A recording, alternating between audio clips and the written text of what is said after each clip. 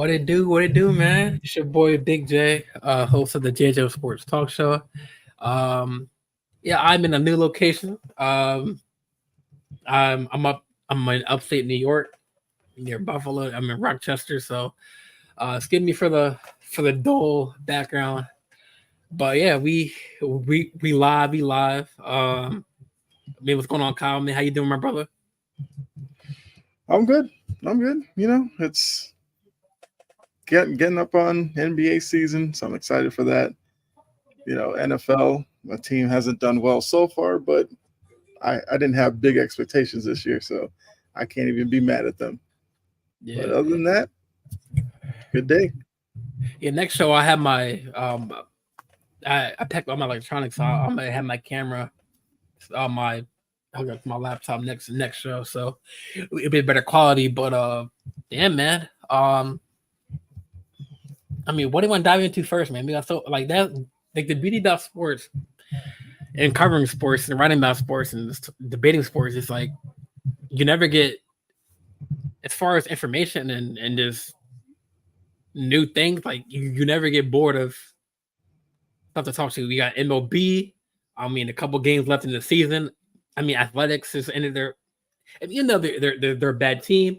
Their stadium. They're probably gonna destroy it, and then they're going to Vegas.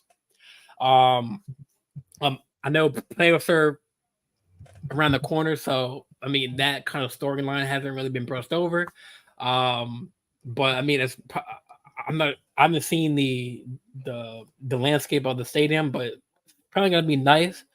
Um, they're planning on building it. I think this year, and then I think complete it in a couple years. But I don't know that because I've been to Vegas.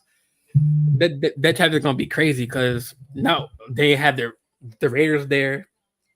They just built. They had like the UFC, like the T-Mobile, with like the Apex in Vegas, and then they just built the big old Sphere, which is pretty cool. I haven't seen it, but for concerts and other events.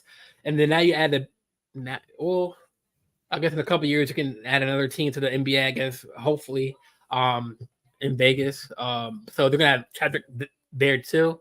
And then now the baseball stadium. I can't imagine that traffic. It's gonna be kind of crazy. But hey, I'm excited for the rate or for the Oakland A's. Well, now Vegas A's, I guess, or they have a team name yet. I'm not too excited for that. And They no, they shouldn't be just they shouldn't be leaving Oakland, but the owner is who he is, and I mean, I, it is what it is. At personally, this personally, I haven't seen the stadium, so I heard it's kind of they haven't really reinvented it. They could have just spent more money investing in, building the stadium up. But I heard it's kind of like an old no, stadium. it's trash. The stadium that Yeah, they're in is terrible. Players don't like it, visitors don't like it. So I get it on that part. The part yeah, I don't like is the owner. He didn't really try that hard to keep them in Oakland, and that's my biggest problem because Oakland right, fans right. don't deserve that. And a lot of times when they don't show up to games, it's because they don't like the owner. So, but hey, Yeah. it's his money. He can do what he wants. True, true. I'm not sure when it'll be built. The stadium. I'm pretty sure that they're probably discussing it now where they're going to be putting it at. I know it's going to be on the strip, but somewhere probably, obviously, far away than where all the other main uh attractions are, so they can have space. But I think right behind the stadium. Hey, I'm not a Raiders fan, but I've been there. I haven't been to Allegiant Stadium, but it's kind of cool to see. Like it looks like a Star Wars spaceship. There's a black. It looks like a cool. It looks like a cool stadium. But it's kind of a lot of dead space out there. So I'm pretty sure they're gonna have room to build a stadium. But as far as you know, when so did they say where? Because obviously it seems like it's not gonna be built next year. So where are they gonna play next year? Or do they have a stadium? Like So they basically have 3 years, and because they're like a leaving 3 year Oakland, plan? well, it's not. It's 3 years until technically the stadium would be built and ready to go Really? in Vegas. Okay. So because they made that decision, and I think the owner's kind of running from Oakland because the fans are on 10 in terms of their frustration. They're going to play in Sacramento for 3 years at a AAA stadium until it's built in Vegas. But the So how would problem that? is the owner hasn't finalized how they're going to finance the stadium in Vegas. So they're not going to break ground in Vegas until that agreement's worked out. Right. So there's a good chance they may never actually play in Vegas, at least under this owner. I don't know. It's a mess. Baseball's hoping that it goes through smoothly, and none of these issues linger. But I just don't know right now. The players are in limbo. They're going to play wherever they tell them to play, but I doubt they're going to be happy playing in Sacramento. I doubt a lot of Oakland fans will actually travel to Sacramento to watch them because they probably won't, out of frustration for the owner. How, like, so you said they're playing at a triple A stadium. Yeah, they I mean, made an how would agreement that? with But I'm just Sacramento. trying to say because like with regulations as far as like MLB, like the actual like like a standard MLB stadium. I mean, maybe AAA and through Double A, well, through single A, Double A, Triple A, and MLB. All like I'm talking about like the outfield, like the home run. Like, how would that? It is still like the same measurements as far as like home run height, like the wall and everything. Like, because I feel like Triple I mean, A. I think the only difference would I mean, be you seating. look at Yankee Stadium. Well, I know Baltimore. They had a lower deck, but they built it up a little bit in like left field. Boston always had the Green Giant. Then they had like that short deck in like right field, where it's technically like if you're 5 foot. I mean, 5 foot, you're probably gonna make that make that wall. I mean, so you had stadiums that have short decks, but I thought that AAA was. I mean, I know they're MLB fields because, like, obviously AAA, AA, the players are their goals are to get to the big leagues.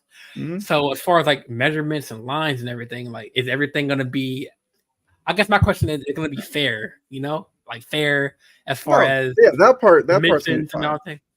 Yeah, AAA stadiums have like That's where I was legit getting at as far as dimensions. The only thing that's going to be different is capacity. It's not going to be as big. But once again, Oakland wasn't selling out, otherwise they'd probably be still in Oakland. So I think crowd size, they're not really worried about that. Maybe some Sacramento fans of the AAA team may like hang around and watch some of the A's games only because it's a major league game and they'll see other big names travel there that they don't normally see. So they'll get some fans that way. I don't know how it's gonna work. Like, are some players gonna be so upset they may want out and look for deals, or how's it gonna work for free agents? If you're a free agent, what are you gonna be excited to go to Oak? I mean, you're probably not excited to go to Oakland anyway, but the thought of playing at a AAA stadium for home games probably doesn't make you that much excited either. So the only way Oakland will probably bring in free agents is overpaying for them. But this owner's not going to try to spend money until the Vegas stuff works. So it's right, it's a right. big mess. It's a complete mess. And you feel bad for the fans, you feel bad for the players too, because they got to deal with this. Yeah, I feel like I mean, I get it if you're like an OG, like A's fan, like back in the day, and like I mean, the Coliseum. I mean, that's. I mean, like you see all these teams, like these. I know what LA Clippers are going to Inglewood. I think where like the Warrior Stadium is. I think they're getting their own Mhm. separate stadium, which is gonna be kind of cool. Like because obviously like the Lakers and Clippers share the same stadium for so many years. Um, but like you see all these teams that like the old fashioned team like the Raiders. I mean they were in Compton, right? Or no, sorry, they were in Oakland. They were in Oakland, and then they moved to Las Vegas. So I mean, I get. I mean, you have to think of if you were like an owner, right? And like I know how you said that. Oh, the owner does what he does, whatever he does, what he does for the team. Yeah. But you have to like really put into like you have to really put like your owner's hat on and be like, okay, okay, we're not gonna be winning like with players. How can we attract more players? Maybe going to Vegas will uprise that fan base. Maybe since it's Vegas, that's where the money's at. That's where sports betting is. Maybe that will attract more players. Um, you know, um, and maybe with I don't well, obviously they gotta figure out. Well, I don't think they're gonna be Las Vegas. I mean, are they gonna be the A's again, or I guess they're gonna stick with the A's? But because I want I to assume say, they stick with. I assume they stick with the A's because the A's are a brand with some history behind it, and that will probably make it easy for the transition. Like I know you said Vegas is where the money's at, and everything, but if he didn't spend when they were in Oakland, what are the prospects that he's just going to move to Vegas and then all of a sudden become a good owner? oh no, I'm not. I I mean, I'm not saying no. I'm not. I'm not. I'm no, definitely not I saying. I was just saying that I know I'm where not you're jumping the coming. gun. I know Yeah, where you're yeah. coming from I with just it. think I'm that just saying like from like a new if area, he new spends, vibe, then just like yeah, just like in football, like when you have the now Commanders, the Redskins, new owner. Obviously they didn't move to a different stadium, but maybe they see a new location, new scenery. But yeah, I'm definitely not saying he's gonna like get freaking Juan Soto or get these like big name bats. But I mean, maybe you know, uh, comparing to playing in Oakland at an old stadium with they hardly get any fans. Maybe in Vegas, be oh wow, like if you were a young prospect and there's a team going to Vegas, wouldn't you want to play for that new team, new vibe, new scenery, you know, new vibe, new life. yeah, I don't I know. mean, and plus Like I said, that I feel like that until the area is owner like shows they're going to spend money, I would think that yeah. he's just going to be cheap in Vegas. I mean, I feel like that area is. I mean, I think in a couple of years that area is going to be like New York of teams, man. Like, I mean, they're going to have a baseball team. They're going to have a. They think they don't they have a hockey team, the Mm-hmm. Vegas Knights. So, I mean, and they play at the Allegiant, right? Yeah, I don't think they No, have their own stadium, but they don't really. I think they do. They or maybe they at T-Mobile Arena. I don't know. I thought T-Mobile was just for I think like the all the UFC. arenas are like no. I think Vegas plays at T-Mobile Arena. Okay. I Yeah, I think mean that. I Allegiant is mean only. I think it's only the Raiders at Allegiant. the Raiders. I feel like they do play it. I feel like they do play at Allegiant. I don't know. Maybe I mean it's definitely indoor the stadium. Like I don't know. I Yo, mean, who's it's my dog? rare. Yeah, I mean, it's Oh, rare stop it. that hockey teams play at the same arena as a football team. So I usually hockey and basketball kind of go along with each other. But yeah, so like I was saying, it's just like I've seen the concept drawings and everything like that, and the stadium looks cool. I would love to think the Vegas team would be, popular and everything. I just can't get down with the owner and all the stories you hear out of Oakland. It just makes him look worse because the was it the Lacob family who owned the Warriors tried to purchase the A's. He wouldn't sell them to them because the Warriors owner wants to keep the A's in Oakland and was going to finance a new stadium and all that kind of stuff, or the repairs to the old stadium. But this owner had no he had no inclination to stay there. His whole plan was get them out, get them to Vegas, because like you said, Vegas has more money in it. And Right. obviously he's just trying to fill his pocket. But I still worry about how he's going to run the team once they do get there, if they do get there. Yeah.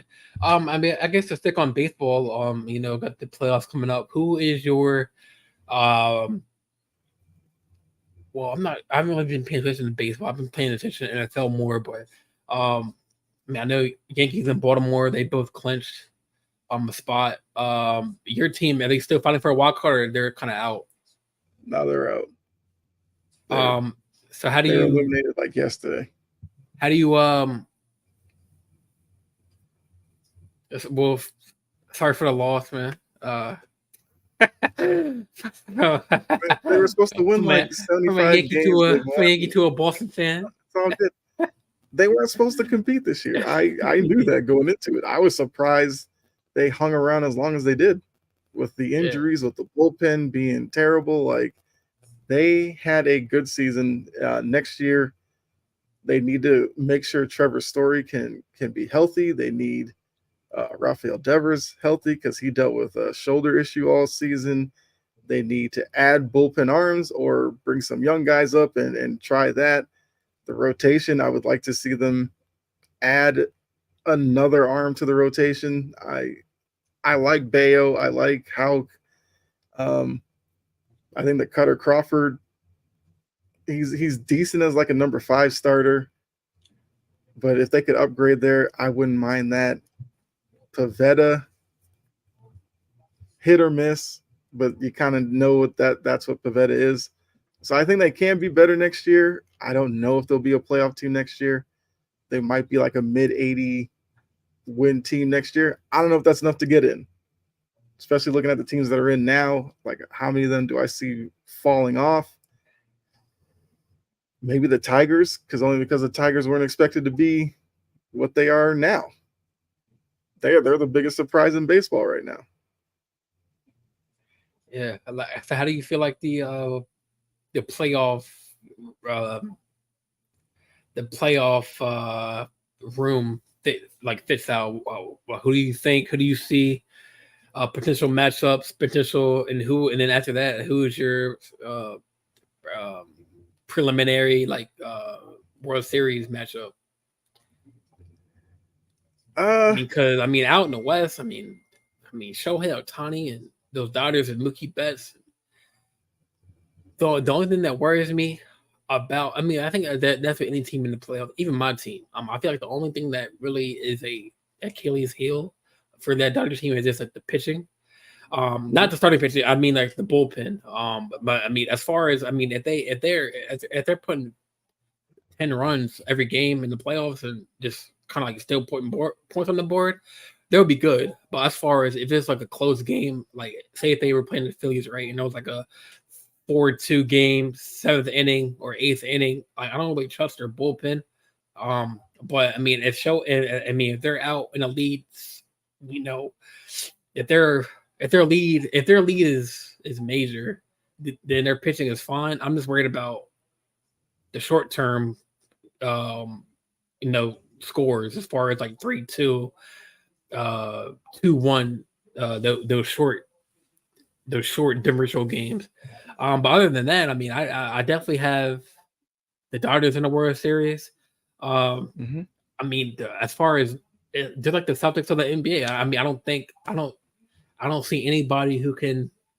Maybe the Phillies can give them a run at it, but so you have the Dodgers, Phillies.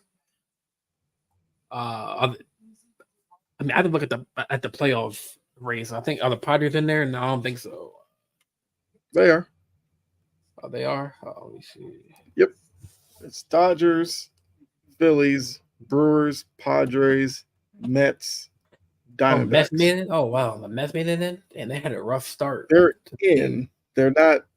They haven't clinched yet because they have a wild end to their season because they have to face the Brewers for 3 games and then they have to do a makeup doubleheader with the Braves on Monday, which would be the day before the playoffs start on Tuesday. And there's a chance that if the Braves win their games before that, that doubleheader might decide the last playoff team in the National League, which Mets fans are upset about because they don't think it's fair. But the Braves fans have a gripe as well because they won't have their 2 best pitchers available on that Monday. So I guess it's kind of fair either way.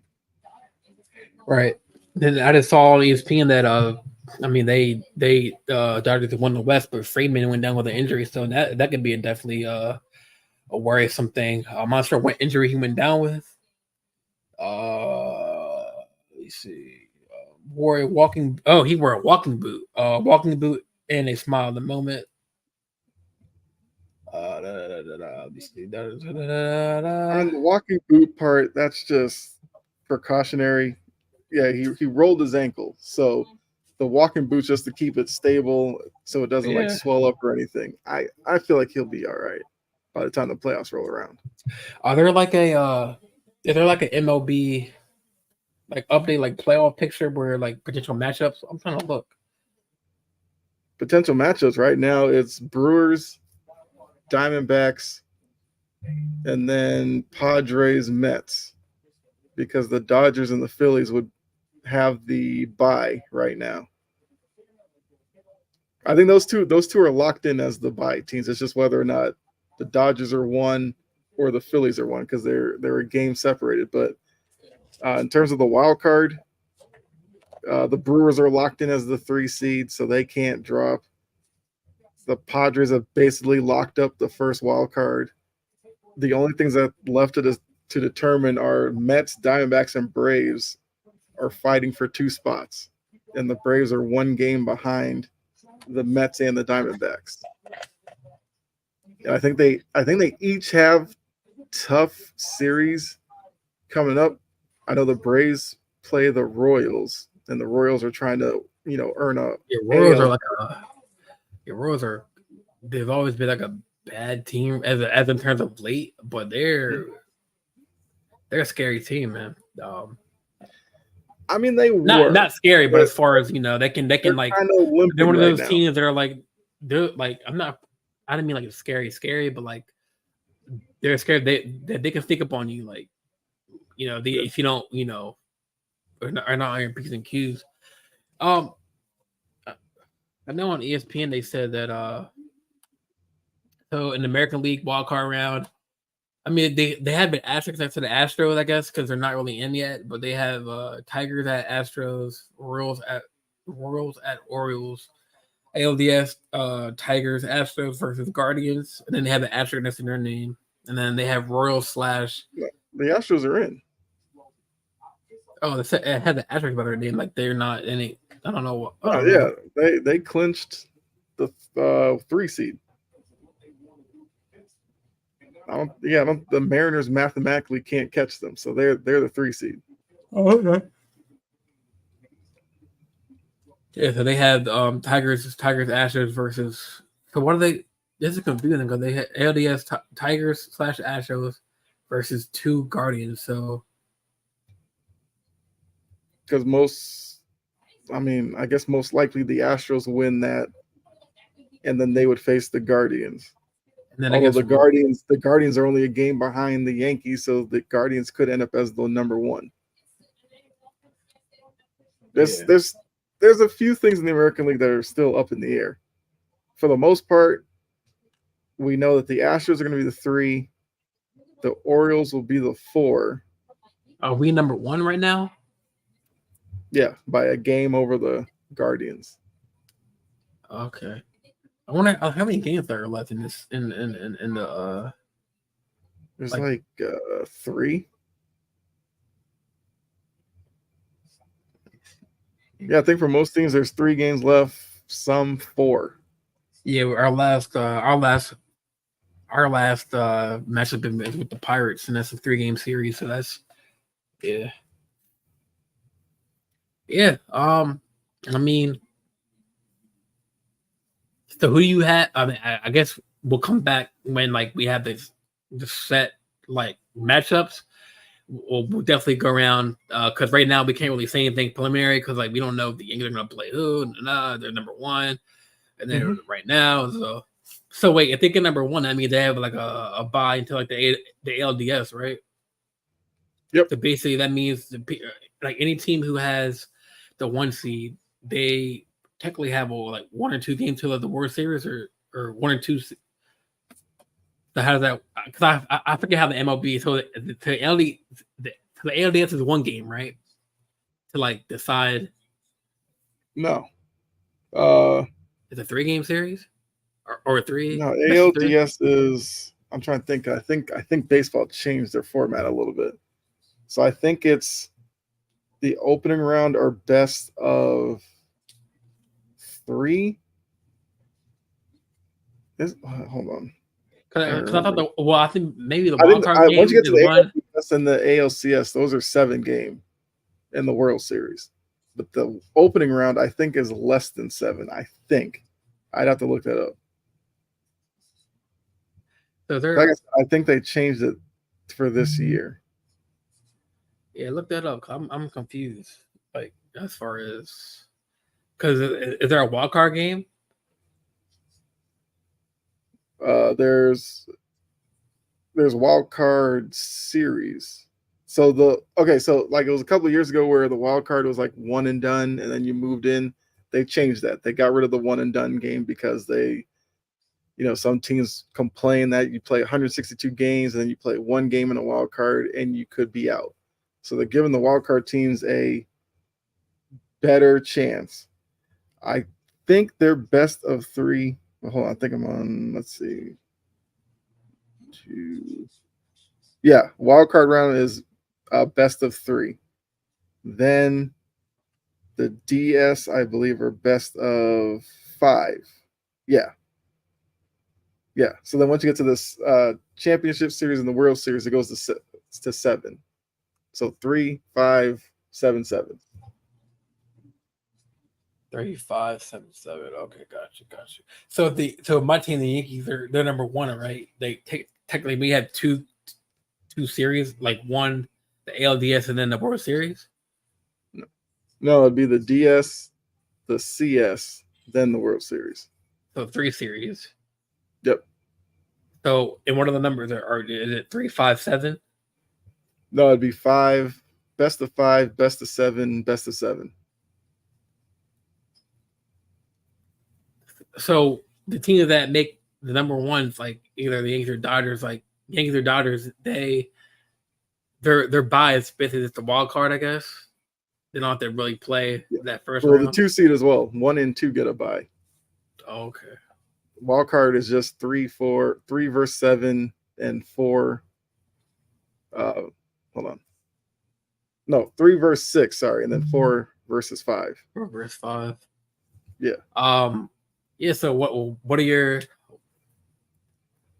early or who do you want in the World Series as far as AL and NL? Who's your I mean, who do I want versus who I think will get there? Probably a little different. I think who I want, I would like to see a matchup of probably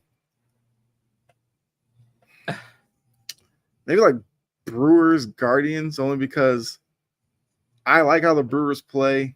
I like a couple of guys on their team. They have some guys who are real gritty, tough players. I like that about them.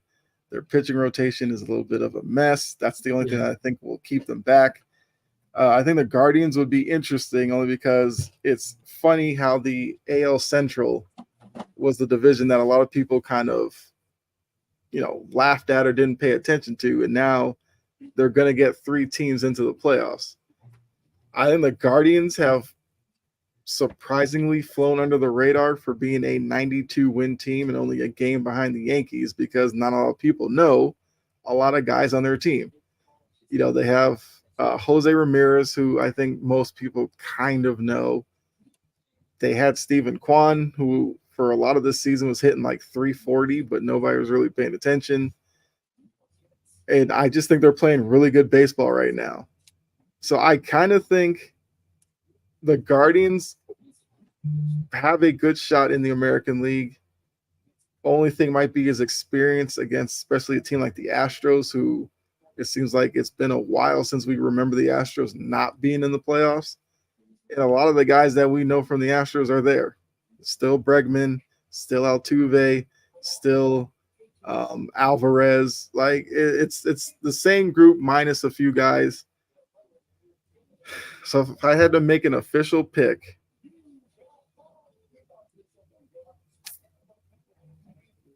before the season, I had the Orioles making it, but the Orioles aren't playing well right now. I don't know if I can trust them in the playoffs. I might go Guardians and Padres. I think because of what I saw last year, where 2 wildcard teams made the World Series, I think it's very easy to pick the one or two seeds to make it because they are the best teams. But when it comes to baseball, you usually kind of ride the hot hand going into the playoffs because it seems like in baseball playoffs, like momentum is definitely a serious thing. Yeah, I'll lock in Guardians versus Padres, and I think the Guardians win the World Series. Okay. That's the so you don't see the you see the Padres upsetting the Dodgers with how hot. I just think. Well, I think one, the Phillies aren't playing well right now, so I don't like teams that like limp their way into the playoffs. I think with the Dodgers, I just think that there's something that could be said that they've had this great team for all these years, and they haven't been able to get over the hump. And the only one that they have, of course, was the COVID shortened season where they only played like 60 games in the regular season. Then they got in the playoffs and they won that World Series. I think there's a lot of pressure on the Dodgers to win it all. I just don't know if they actually get it done. And look, I like Mookie Betts. You know, he's a former Red Sox player. Like, I want him to do well, but it's just something about the Dodgers that they come up short in October for whatever reason. And I think that happens again this year. I think the Padres are a team that a lot of people, because of last year and how much of a disaster they were last year, didn't take them seriously going into this year. And I'd be just to let you know, like, I'm not a Machado fan in any way. So even rooting or picking the Padres is like tough for me because I don't want to see Machado do well. But I just feel like they have something. I don't know. Something is in their favor. I just have a feeling they make the World Series out of the National League. I would say look out for the Mets potentially because the Mets kind of had to go on a crazy run here like after the All-Star break to get into the postseason. But the Mets have to get in. Because like I said, if it comes down to that doubleheader on Monday against the Braves, because of the Mets' recent history, there's a good chance the Braves sweep that and get in. So that's kind of my thinking around it. Yeah, I just think, yeah. And for the Yankees, I know a lot of Yankee fans obviously would love to see the Yankees get in. I don't know. It's just I think one thing that's working for them is they wouldn't see the Astros, who've been their kryptonite, until the ALCS. But I have the Guardians potentially beating the Astros before that. So then when you get to a Yankees team that could potentially be in the ALCS, you know, a lot of Yankee fans will think that it's finally their year to get back to the World Series.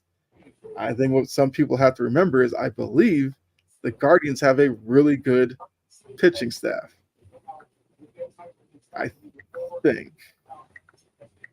Yeah, they have a decent pitching staff, and that's kind of been the Yankees' kryptonite. Like, they don't have guys that like blow you away, but they have like decent starting pitching. They're also proven, so that's something that could be working against them come October. But I just as far as the Guardians, as far as the Yankees, well, the Guardians, because the Guardians. Cause I've always said like the Yankees' biggest issue come October are really good pitching staffs. Yeah, just killing their offense, and that's normally the Astros. But I don't know. I don't think the Astros get to the championship series to face the Yankees. I think the Guardians knocked them off before that. So if you're looking at that, I just think I don't look. Here's the weird part about baseball this year. There's so many scenarios I could see happening that is kind of tough to pick a World Series team. And I'm basically taking like a shot in the dark on these two teams. Because, like I said, the way the Tigers are playing right now, if the Tigers found their way into the World Series, I would be like, okay, I could see that. The Royals, usually when the Royals are good, they do well in the postseason, and then they kind of fall off for like 4 or 5 years. You got Bobby Witt, who's trying to make an MVP case, although I think that's a little bit out the window now. But if they were to make it, I would be like, okay. Part of me still wants to go with the Orioles because I picked them before the season. They're kind of banged up right now, and I think that's going to expose them once we get to October. That's my worry with them. So I think process of elimination, I got to go Guardians in the American League. I mean, I know you're probably going to pick. I'm sure. I mean, I'm probably going to go with. I mean, what I mean that that is a good pick though. I mean, that's a sleeper, you know. But like you said, like there are so many. There's so many like new teams that are in the playoffs, like a lot of new players, like you know, like Milwaukee, you know, Guardians, but there's a lot of flawed teams. I'll say there's no like clear cut team that you look at and go, they have a great pitching staff, they have a good offense, they have a good bullpen. None of these teams have that, and that's where it gets interesting. Normally, you get to October, it's about your bullpen. Yeah, how deep you pitching staffs, managers. Yeah, managers don't really stick with your starters that long. Yeah, that's with any you know, professional playoff.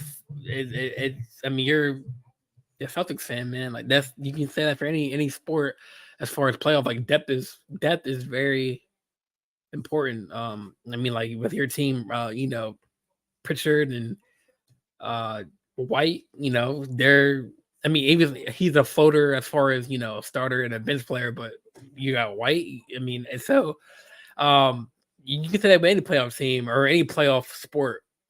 Depth is very needed, especially in baseball where, like you said, like GMs or general managers want to keep their pitchers fresh because I'm not sure when it comes to this like regular season, like managers can. I mean, I know there's pitching rotations.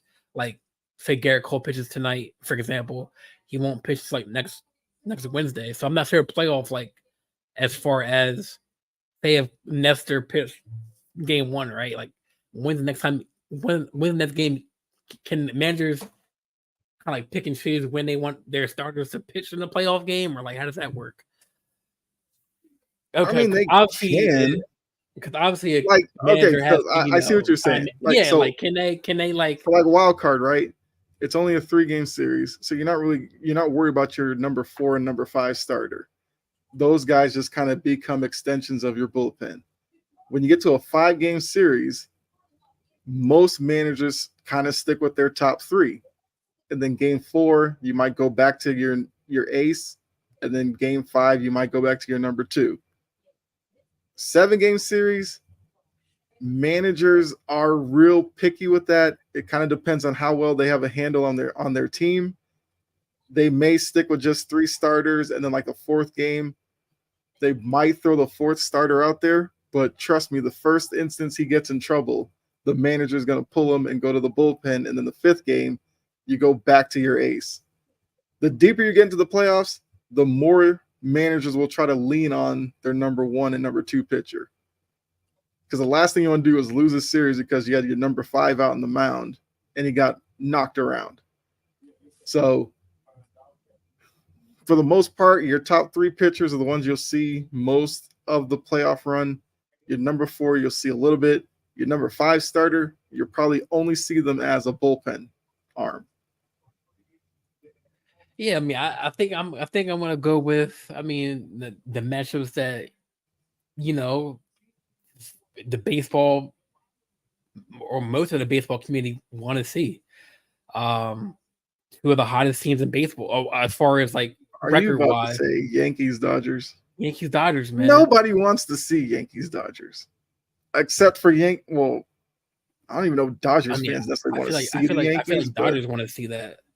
Because one thing that makes it special this year is because as far as I do want Juan Soto to be Yankee. I want him to be extended, but I think this playoff run.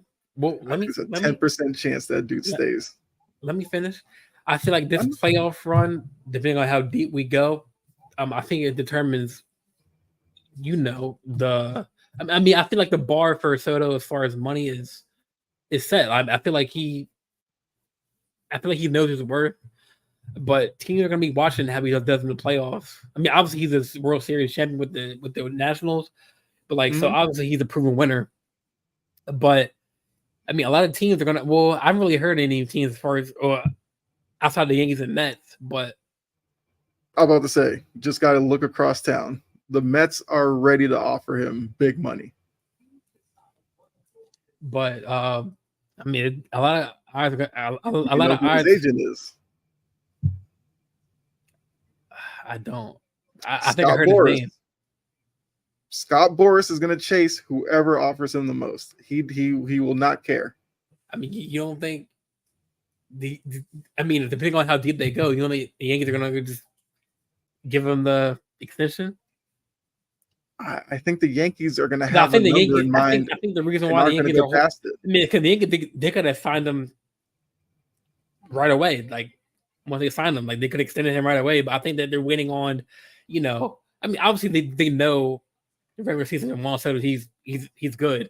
I think they're waiting on to see, can he carry those home runs and the way he plays in the season into the postseason, and then if we get to the big series, I think we're gonna lock them up. But yeah, the only competitive team, or not competitive, the competitor for the stakes for Juan Soto is a Mets. I haven't really heard any other team.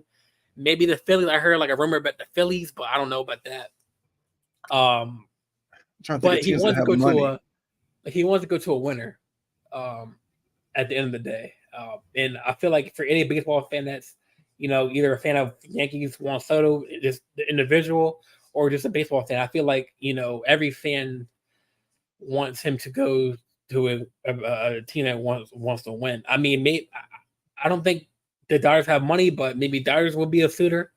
But they have, I mean, because Dodgers, they go for everyone. I cannot see the Dodgers. I can't see them, but you never know. Yeah. You never know. I mean, I didn't think that he was going to go to the. I mean, did you see Shohei going to the Dodgers? I mean, obviously, yeah, probably like. Yeah. I wasn't rooting for it, but I knew the Dodgers were going to be in play. I kind of thought he was going to go to the Mariners. Yeah, I don't think he would. I think Dodgers were the best bet for that. But I mean, I don't know. I feel like the Yankees are holding out just to see how he does and see how the team overall does in general. I mean, because because we all know the backbone of this team is Aaron Judge. And the Soto is like, the second superstar.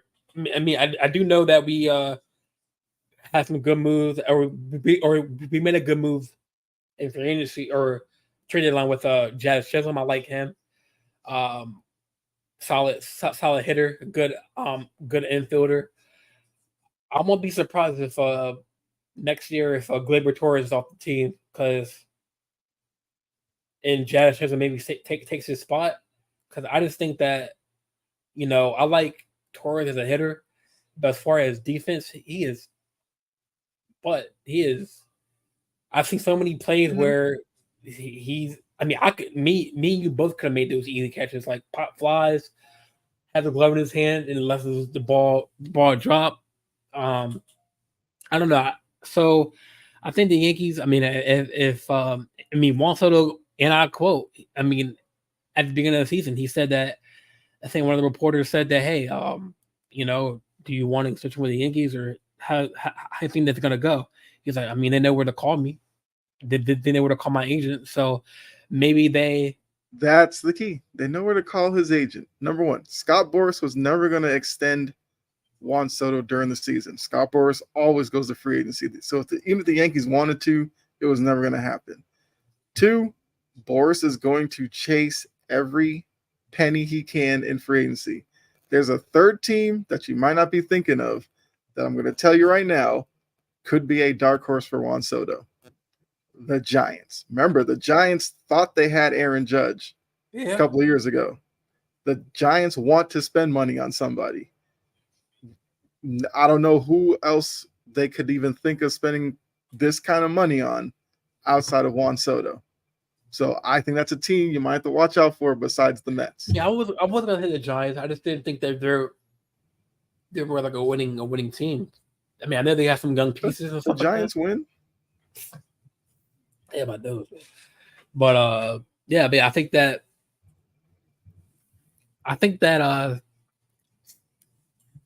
yeah, I think I'm gonna go with Yankees and Dodgers. I just think that, but like I said earlier, like I'm not really like of course, I mean, I have high hopes for my team, but I feel like I said earlier, like I feel like the only glaring issue is just pitching. As far as bullpens and then the closer, as far as like Clay Holmes. So, That guy but I can't be think, your closer though. He can't be the closer in the playoffs. yeah. I mean, maybe if it was like the start of the season when he was good, but he just like wasn't. He fell off, but I mean, I'm not worried about the hitting and putting up points on the board. I'm just worried about if we get too cocky with the lead and then our bullpen is shaky. So you're not worried about the lineup in the playoffs? I mean, I'm curious to see what Aaron Boone does with the lineup. Did he do left, right, right, left switch, left, right, like he does, like it all depends on like what the I mean, you can really have maybe Torres leading off or LeMahieu leading off, and then Aaron Judge or Juan Soto going 2 and 3, and then doing I mean, DH Volpe. nobody's worried about Judge and Soto. Like those are the two guys in the lineup that opposing teams will worry about. Right. Who outside of that can you trust in the playoffs? I mean, that's going to be their biggest problem. I mean, Jazz, he's a good. I mean, obviously we haven't seen him in the uniform in the playoffs, but when's the last time you saw him in the playoffs in general? I mean, what team he was on though? Okay, so you don't know how he'll no, react. I'm just saying. But I'm just saying how. But I'm saying like what I've seen from him, like he gives a boost to the lineup. You know what I'm saying? Like fair. He reminds me of like a when we used to have Alfonso Soriano. You do that can do a good outfielder or a good infielder, lefty. I'd probably say Soriano's a little better, but I see where you're going. Yeah, Soriano is definitely better and quicker, I think. But as far as like comparison, as far as giving that jolt, I mean, I give that for a Yankee comparison. But yeah, I think I have. I'm pretty. I mean, I'm definitely confident in the Dodgers making it to the World Series because they're the best team. I mean, they've been going back and forth with the Yankees as far as the best team in baseball. But Dodgers toe to toe. Like, I don't think I don't think anyone can knock them off.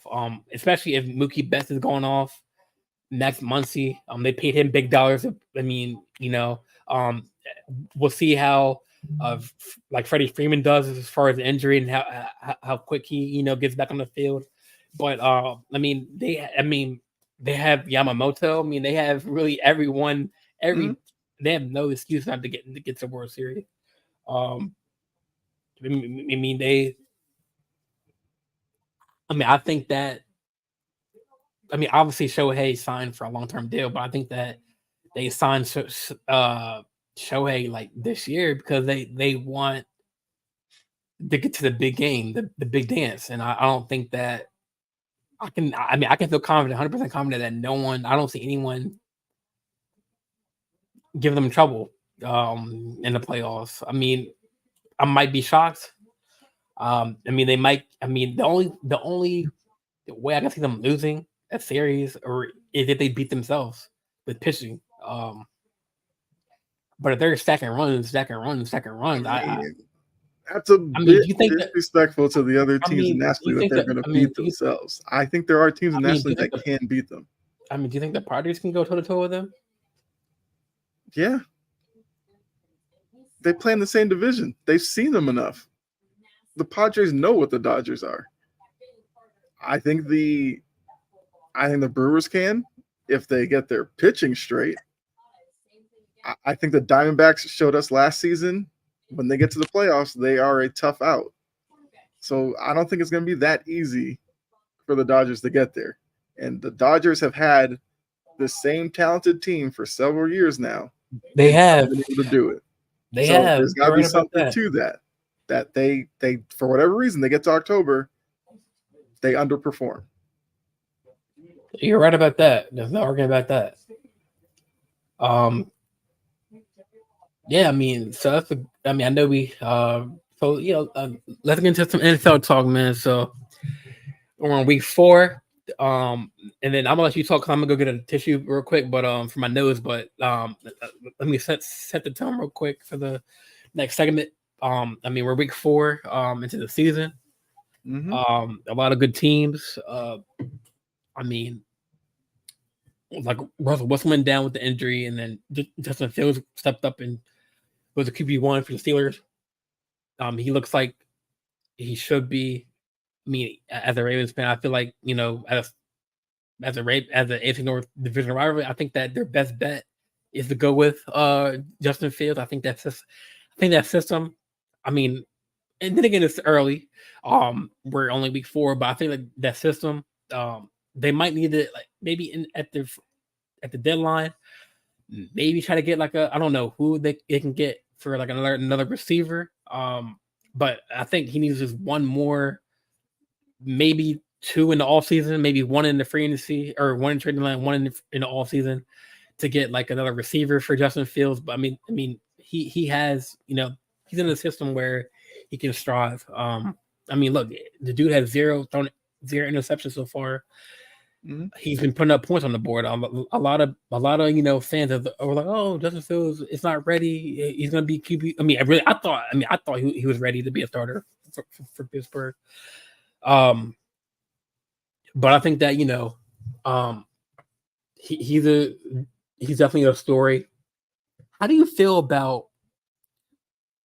And then while you answer, I'm gonna go get a tissue for my nose. How do you feel about the Chiefs right now? Because obviously Kelsey, obviously they have pieces. They have Worthy. Obviously Hollywood Brown won't be back until like November, December time because he has surgery. So he, and then you have, Rashid Rice, Pacheco. They're kind of beaten up as far as injuries as far as Pacheco because he won't be there. He won't be back until like mid season with that knee, or maybe like in a few weeks. So how do you feel about the Chiefs right now? Mahomes, yeah, they're 3-0, but they are looking shady. Kelsey's not really getting the touches, but I get that he's a top tight end. He's like Mahomes said himself, he's getting double teams, sometimes triple teams on defense. So he's not open all the time. Look, I have him on my fantasy. I'm thinking about trading him. It's like I'm not trading him, but you see Andrews. All these tight ends are not really getting the love. So is it due to them not getting open, or due to just their attraction to the defense? Because obviously, both. Well, Kittle, he's out too for the Niners. So a lot of tight ends. Basically the top 3. Oh, my bad. Laporte is out. So you have 4 of the top tight ends, either 1 hurt, 2 not getting the targets. But when they're all getting the love, they can open up the offense for all quarterbacks of those 4 teams. So there's so much we can dive into with the NFL right now. Like, so how do you feel about the Chiefs right now? Like, do you think that do you think it's too early in the season to say, okay, this and that's not working? Or how do you see right now this current team? How do you see this panning out? Obviously Mahomes is gonna be Mahomes, but he had doesn't he lead the league right now with interceptions? I think, or like 3 or 4 picks. I think, and they've been bad throws. Interceptions have been an issue with I'm gonna Mahomes. let you. Yes, yeah. So when I think about the Chiefs, they're back-to-back champs. I'm not going to sit here and overreact to the first 3-4 weeks of the season with them because one, they've had 2 long seasons, and I feel like this year they are slowly trying to work their way back up. You know, he talked about Kelsey. I kind of starting to agree with some of the sentiment from some of these NFL analysts where they think Kelsey kind of came into the season out of shape and he's working himself back into shape. So I wouldn't be surprised if Kelsey has like a really good second half to the season. And you know, the injury to Pacheco obviously isn't ideal for them because Pacheco was having a good start to the year. But even with all of these issues that, you know, people come up with, you know, Mahomes doesn't look like Mahomes and Kelsey doesn't look like Kelsey. They're 3-0. Like there's something to be said for a team that just knows how to win and how to navigate a 17-game season. You know, you're not going to be completely healthy all year. I think the Xavier Worthy addition is going to play off for them more and more as we get into the season, and Andy Reid and the coaches there learn different ways to get him the ball because he's a guy, you get him the ball out in space, he's going to make guys miss. That's an added element to the offense that they haven't had necessarily the past couple of seasons. You know, Rice is playing really well right now, and defensively, Spags is doing a great job with that defense. So, yes, they may not look like the Chiefs of last year or the year before, but you know, as Jory says, like the experience is there. They know how to win, and until you tell me who is the team in the AFC that's going to knock them off, I can't sit here and overreact to their slow start, even though they're 3-0. They're gonna get better as the season goes on, and I think that should be the worry for some of these teams in the AFC. They'll start clicking, and then you'll see how dangerous the Chiefs actually are. I don't know. I mean, there are some plays where I saw that, like Kelsey. I mean, I know like ESPN and they kind of like pan the camera over to him because I know the whole Taylor Swift, the whole all that. But there's some times where he was just like frustrated, where like there's some plays where he was open and Patrick Mahomes just wasn't. But I know I get it. He's not supposed to like force a pass to a guy if you're not open. But there are some plays where I saw Kelsey, he was just wide open. So do you think? I mean, like Jory said, and what's up, G? Is this G one of your guys? GAI? Oh, Nope, I do not recognize that name. I assumed it was somebody you might have known. Never, don't Might have know, just but stumbled upon it. What's up? oh, thanks, man. Thanks for the support, man. Do you follow the NFL, NBA, or MLB, brother? And then Kevin said, I'm assuming the Chiefs. That's my second favorite team. Who's your first favorite team? You can't really, I mean, I guess you can have, I guess you won't be like a Freddie and have like 5 teams. But who's your first team, brother? And then Jory, yeah, they're experienced, but I just don't.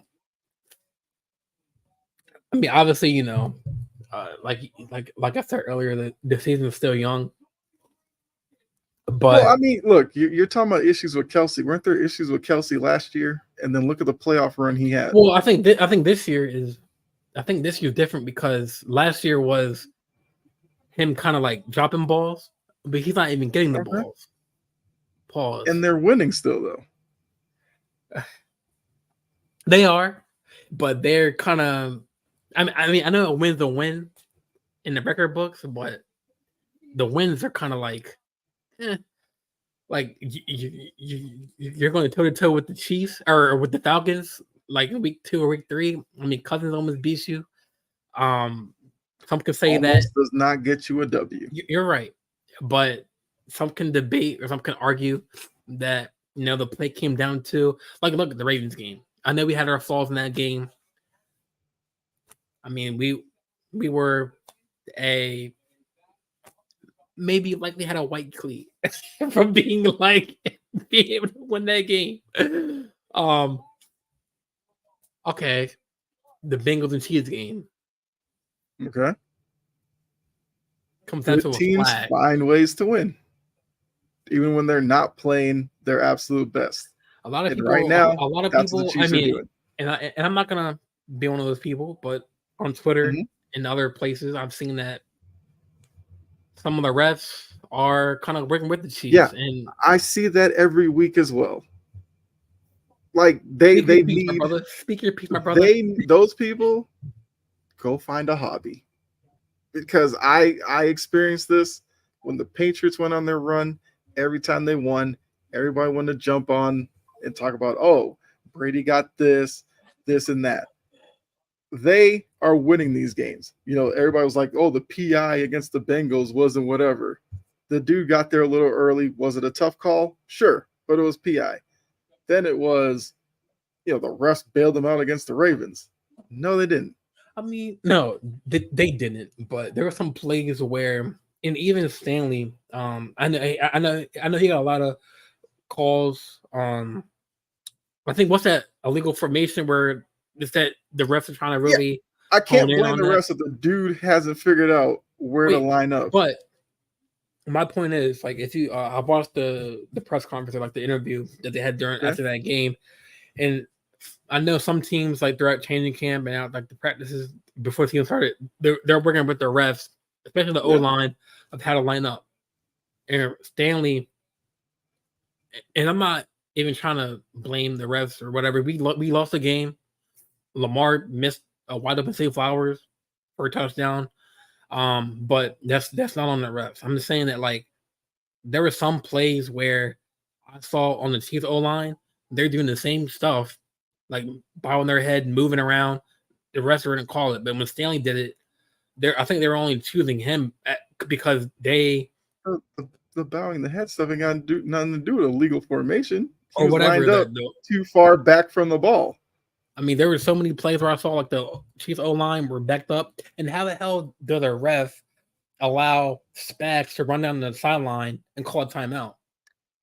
Okay, once again with that one, I mean, come on, bro. People who were there said Reed was calling a timeout. Nobody was noticing Reed, so Spagnuolo was running up to the ref. And they allowed the timeout. Get his attention.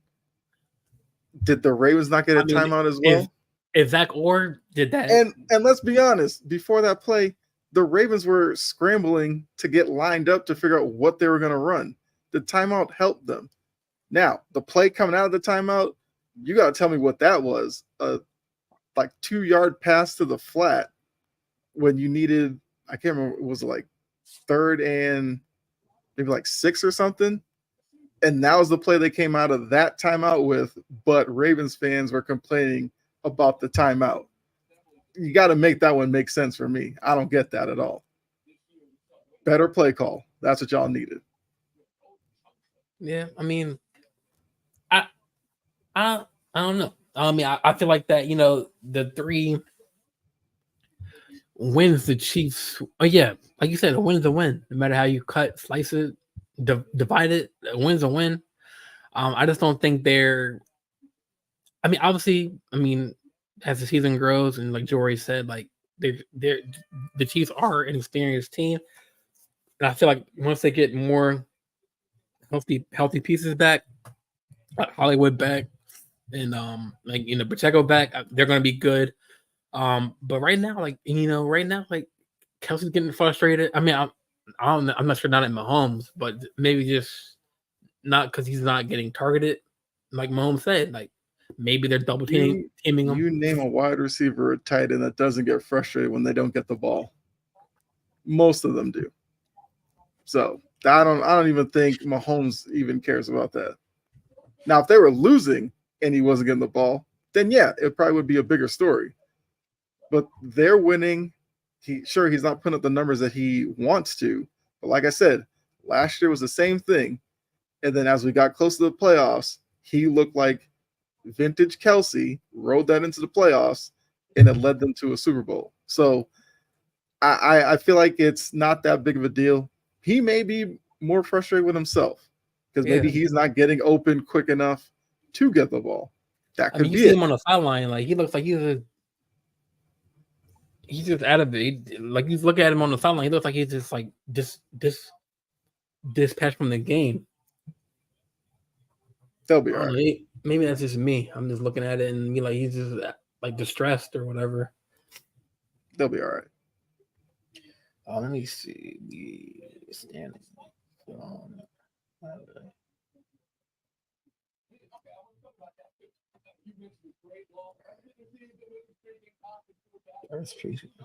I mean, if I'm a Chiefs, I mean, the first 3 wins are 27-20, the Ravens, Bengals 26-25, and 22 to Falcons against the Falcons. I mean, that's not really. But then again, it's early. I'm looking at it's the stats and everything. They're 3-0. Plenty of teams in the league aren't 3-0. I think that they're ugly. They're ugly 3 wins, but okay. There's still 3 wins. I don't care. I wouldn't care if they won 9-6, all 3 of them. Still 3 wins. True. I mean, that was a win. But then, I'm not gonna go there. All right, so let me put this question to you. Since I'm not gonna go there. Since you are worried about Kansas City, who do you see? I guess if it came down to a playoff game, who do you see beating them right now? Since you're so worried about Kansas City, are you talking about like an AFC, like to get to the Super Bowl? I don't know. We're in week 4. I mean, Bengals are 0-3. Chargers. I'm just saying, you are worried about Kansas City, so you got to tell me, who do you see better than them or better equipped than them to win in January or even in February? I mean, I don't know. If I say who you think I'm gonna say, you can say, "Oh, it's a homer pick." There's not a chance in the world you think you're gonna throw that name out there. I'm gonna let that go. I mean, don't do it to yourself. Don't do it to yourself. Who do you think? Who do you think? Don't do it, man. Don't do it. Who do you think right now? Look, I'm not. It's too early because I still say if you're gonna sit there and put the teams in the AFC and you're gonna rank them. You're gonna be adjust with Aaron Rodgers if healthy. Should please. There's a lot of quarterbacks I trust when it comes to the playoffs a lot more than Aaron Rodgers. There's 2 quarterbacks right now that he's dethroning the Chiefs. Okay. Bills and Josh Allen and Ravens Lamar Jackson. Right now.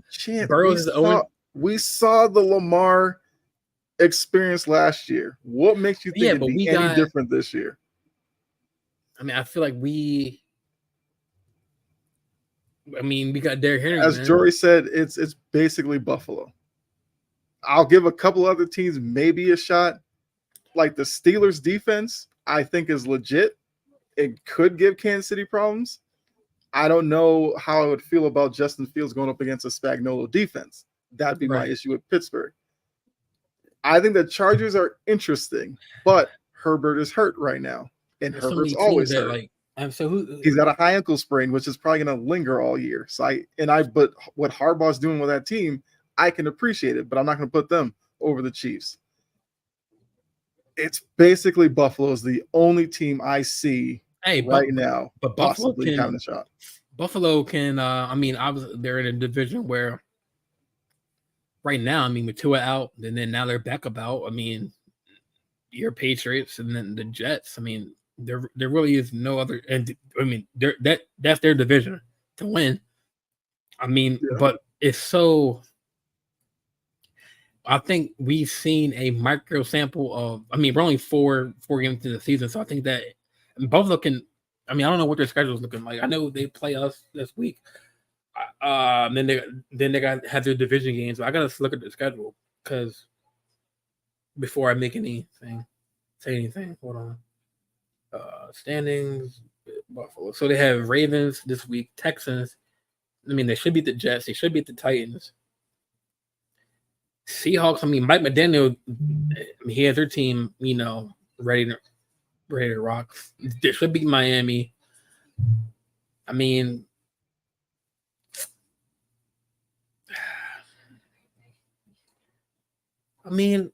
they have a fairly outside of I would say us, the Seahawks, the Chiefs.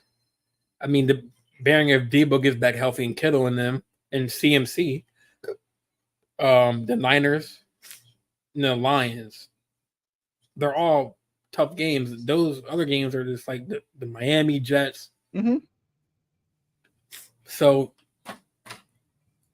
but I also can say I've seen Josh Allen go one-on-one with Patrick Mahomes and stick with him. So I have a feeling if he gets that opportunity again, he's not going to shy away from it. That's why I'm like, I feel like there's only a couple of quarterbacks that if they got to a playoff series against Mahomes, I feel like could make it happen. So who the couple quarterbacks? Allen. Problem is, the Bengals are a mess defensively, and they probably don't have a shot to get there. But if you're telling me that you needed an offense that could put up points to stick with a Chiefs offense, you give me Burrow, Chase, and Higgins, I think you can do it because of Burrow's ability. Like I said, I hate their defense right now, and I think that's why they're 0-3. That defense stinks, and it's probably going to railroad their whole season. So right now, it's Buffalo for me, and then it's like a wide gap until to the next team that I think could go in to Arrowhead, or let's say the Bills get the 1 seed. Going to Orchard Park in January is not easy. That Buffalo crowd is hostile.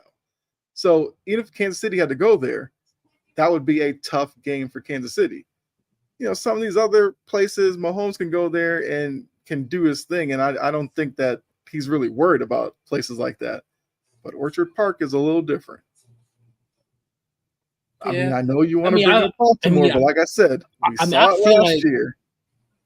I can't get down with that again this year and think it's going to be any different than what we saw last year. I don't know. I mean, I feel like you said, it's open. It's open. It's open right now. I mean, it is, and it's not. I mean, can you with confidence say that?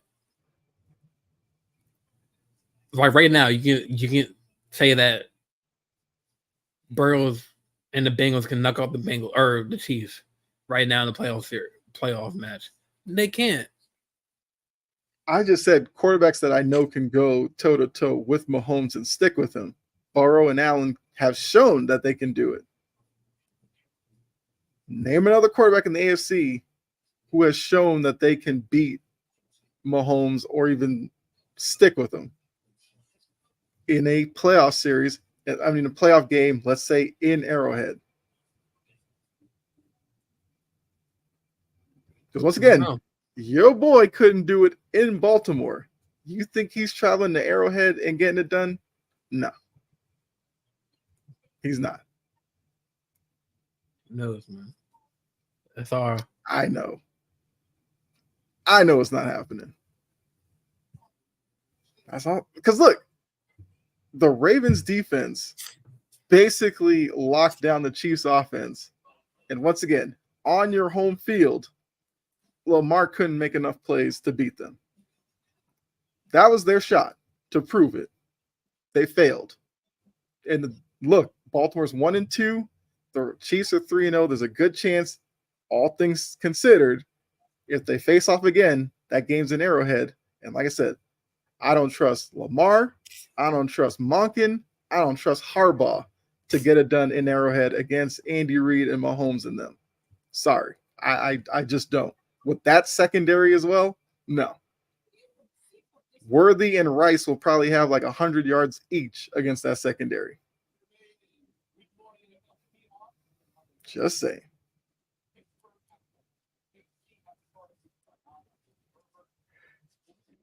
So how do you feel? So how do you feel about your team, Kyle? The Patriots. How do you feel about your team right now? Your current state.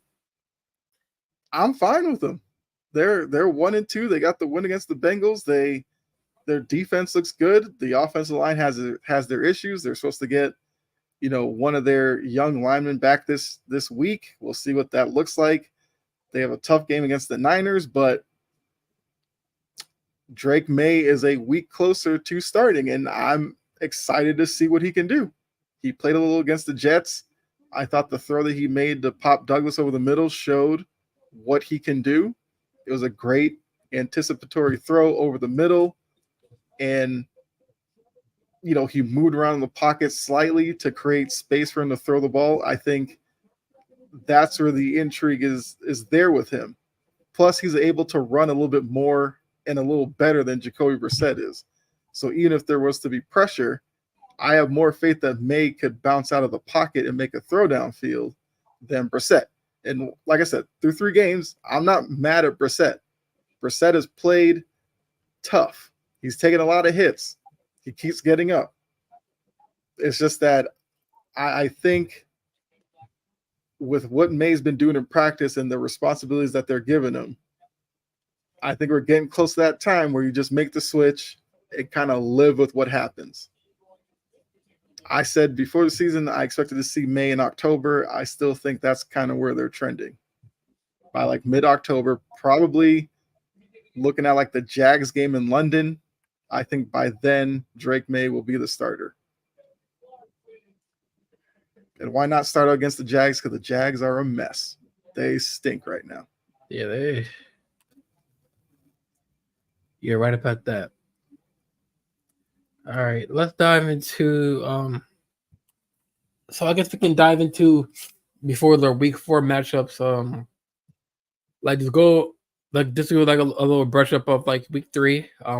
What were your reactions or overreactions to like the week 3 matchups or week 3 scorecard, I guess you would say. Any games that surprised you, like struck you? Surprised me. I'm trying to think back now. I don't know, because now we're kind of getting to the point where the Vikings no longer surprise me. I just think it's kind of like the Purdy effect with Shanahan. Purdy plays well. It seems like Darnold's finally found a coach in O'Connell that brings the best out of him. But yeah, you know what? I was surprised by that. Let me take that back. The fact that Minnesota beat Houston 34-7, that was surprising because I am high on Houston. And probably a lot of that was because I didn't see a lot of Minnesota going into that game. But Minnesota looks legit. Brian Flores has the defense playing really well, and Sam Darnold is playing his best football right now. It's going to be interesting to see how long Darnold plays at this level, but I don't know. With that defense and what Darnold's doing now, I'm definitely taking Minnesota much more seriously right now than I did before the season. Yeah. So that was probably maybe the most surprising result for me from week 3. I think my surprise was probably the Panthers, man. The way they sat Bryce Young. That part was surprising that they sat him, but the fact that they won didn't surprise me. And correct me if I'm wrong, Carson Palmer is a quarterback? No, Dalton. Oh, sorry. I'm so sorry. Woo! You got the Bengals on your mind, man. Oh my god. Oh my god. I mean, didn't they both have like red hair? I don't know, man. That was funny. Oh my god. Bengals live rent free in your head, man. Carson Palmer, man. And he thought, I thought he was a commentator, man. Like I didn't even know he was back in the league. But I didn't either. Like he yeah, let's talk about that. Like how do you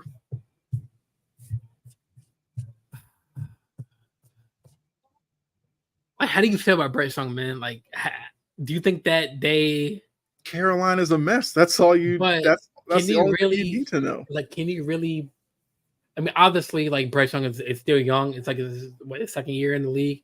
But like can you really fault that on Bryce Young? Like it's up to the team to get the right pieces around him. That's what I'm saying. Carolina is a mess. We saw this. Baker Mayfield. But look, Baker Mayfield went there, struggled. Baker Mayfield's playing well in Tampa Bay. Sam Darnold was there, struggled, playing well in Minnesota. Problem is, they bring in Canales, who Canales didn't pick Bryce Young. We don't know if Canales likes Bryce Young. Bryce Young has to go somewhere with a coach who probably is stable, with an offense stable, with an organization that's stable. Carolina doesn't have any of that. I don't know how many young quarterbacks necessarily would thrive in Carolina right now. So the fact that they turned to Andy Dalton and Dalton's first game looks the way it did, yeah, Dalton's been around for a while. So it was probably easier for him. I don't think Bryce Young needs to play another game in Carolina because I feel like that ship has sailed. He needs to get to another situation. I'm trying to think, like looking around the league, where should he try to get to? That's the toughest part. I mean, if he goes to the Giants, you have Malik Neighbors. It's not bad. But the Giants are a bit of a mess. I don't know. Look, if I'm Brian Dable and you told me I could either have Daniel Jones or Bryce Young, I'd take my chances with Bryce Young. Me too. I feel like that might actually be the place because Daboll is a good chance he probably gets fired after this year. But at least you're bringing in a new coach that can kind of pair them together. They had Malik Neighbors, but being but Malik Neighbors is something you build off of. Next draft, you get another wide receiver, you get some old linemen, you could make that work. But they didn't like another star receiver. I mean, I know they got Wando Robinson, but like he hasn't really. I mean, I knew he was injury. He had the injury that set him back. But I mean, who are their targets? I mean, other than Neighbors. I mean, Shepard. I mean, Slayton made a couple of catches. Robinson's problem is, for some reason, he gets the ball in his hand. He doesn't secure it for whatever reason. There was like 2 or 3 times he caught it, and in the process of bringing it to his body and running, just dropped it. Like, whatever is going on between the ears with him, like, he needs to figure that out. I don't think the Giants wide receiver group is terrible. It's just that they got Hyatt, right? Good. They got Hyatt. Yeah, and Hyatt's a young guy that they drafted who has shown some ability. So I think if Bryce Young went there and you told him that you got Neighbors and Hyatt to build off of, I mean, they didn't get that over Adam Thielen and whatever Carolina has. I mean, I wouldn't go there now because that O-line is trash. They didn't get the O-line fixed first before the receivers. Yeah, but that's what I'm saying. You got Neighbors, you got Hyatt from the past 2 drafts. Next year, O-line should be the focus of their draft. And then if Bryce Young is behind that line, because their defense is still pretty good, I think that's a spot he could go.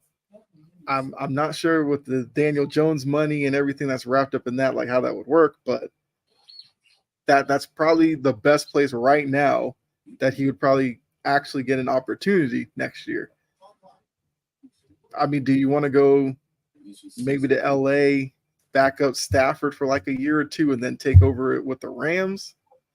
I mean, at least you'd have McVay, who's a better offensive coach than Canales, but who's to say McVay is committed there once Stafford leaves? I don't know. Then outside of that, with the Raiders, because the Raiders have their own issues at quarterback. There's limited places for him to go. I can see him going to the Browns. Yeah, but the Browns have so much tied up into Watson that they're kind of locked. No, yeah, but they're kind of locked into that. If they would have asked, if someone would have asked me, like this how you said Daniel Jones or Bryce Young and Deshaun Watson, I say Bryce Young. I mean, I say Bryce. I mean him. But that's what I'm saying. Because of the money owed Watson, they're kind of forced to play. No, I'm just saying like hypothetically. No, and I'm saying hypothetically, like I would say, like I want him. No, I know what you're saying. Like that would obviously be they can't do it. Good defense. They have Jerry Jeudy. They have weapons. I mean, is Chubb back? Is Chubb back? Not yet. Not yet. They're probably they got back. Jerry. I mean, they got mid-season. They got Jerry Jeudy. I mean, Mari Cooper. They have the right. David Njoku. Like it's an offense that if he could get there, you would feel like he should be able to do well. It's just that Watson contract and everything would be blocking him. I don't know if that's good for Bryce Young to go somewhere where he gets stuck behind a guy who's probably locked into the position for a couple of years. I think Bryce Young needs to play, but he needs to play in a system that makes sense for him. And right now, Carolina ain't it. It'd be interesting to see where he would, because technically, isn't he on a 5-year contract? Because aren't rookies on like a 5-year deal? I mean, it's a rookie deal.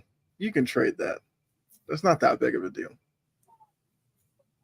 Because Bryce Young is not really a bad. It's not a bad QB. We don't know. I mean, yeah. We don't know what Bryce Young is. That's the problem. Second year in, he's in a situation that's just so bad around him. We don't know how to evaluate him. That's the problem.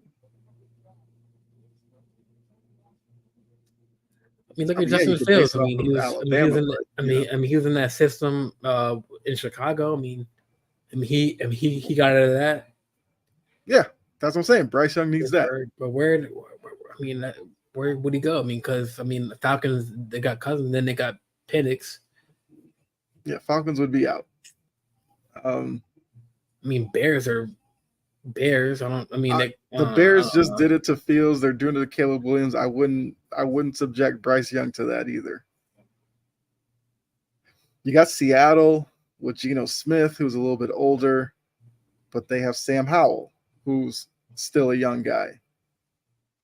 I mean, I don't know what Sam Howell's contract looks like. Maybe Seattle, if he were to be Geno's backup, because I don't know how many years Geno has as a starter. I mean, Geno's like 33 right now. He's kind of getting towards the end of it.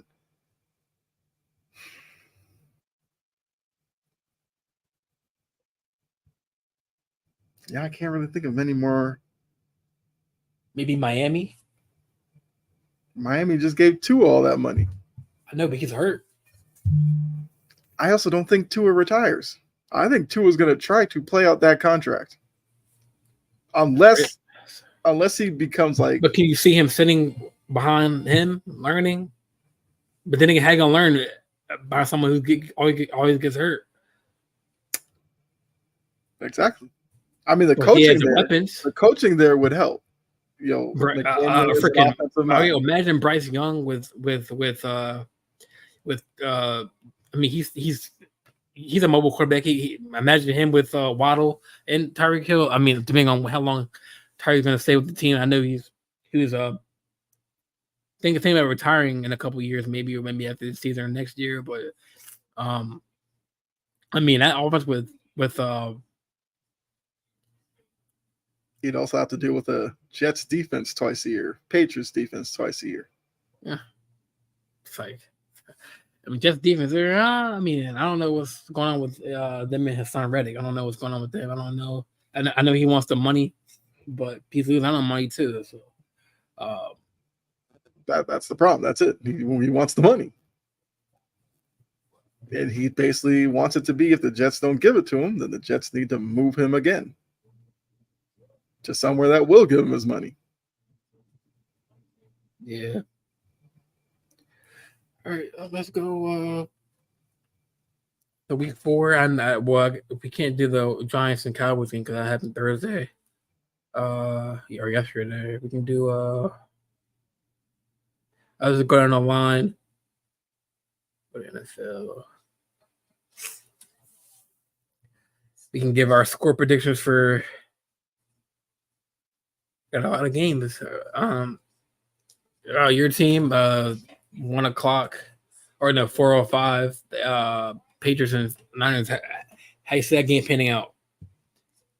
I mean, they got some major injuries, so I mean, on that side, as far as CMC, Debo's out again. Yep, I think the Kittle. line of 10.5 is crazy. I would go Patriots 10.5. I think the Patriots will make it interesting. I mean, I guess I see why they have it at 10. I think it's more so that, Vegas doesn't like New England's offense. They don't necessarily think New England's offense could put up points like that. I get that because I think they're the 32nd ranked offense in terms of scoring right now. Because we know what the Patriots, they want to play run the ball, time of possession, and play action. Can they do that against San Francisco? Like I said, I would take the Patriots in the 10.5 because I think the Patriots will keep it close. I think the Niners win a very close game. I would not be surprised if it was like a 23-16 type of game. I think the Niners win it, but I think the 10.5 is ridiculous that's the line, especially like you said, with the injuries that the Niners have. And yes, Purdy's had a good season. I don't worry about Purdy. It's just that I think with the Patriots defense and their ability to run the ball, well, hopefully, I think they make it more competitive than people think. And I'm holding out like 15% chance that the Patriots could win the game outright. But I'm not going to go crazy. All right. So you think May's not ready yet to start? I mean, he's getting close. He's really close. Would I be surprised if he plays against the Niners at some point? No. But I think they hold him out another week. I think he's, like I said, I think like this is week 4. I think the Jags game is week 7. Maybe like week 6 we see him.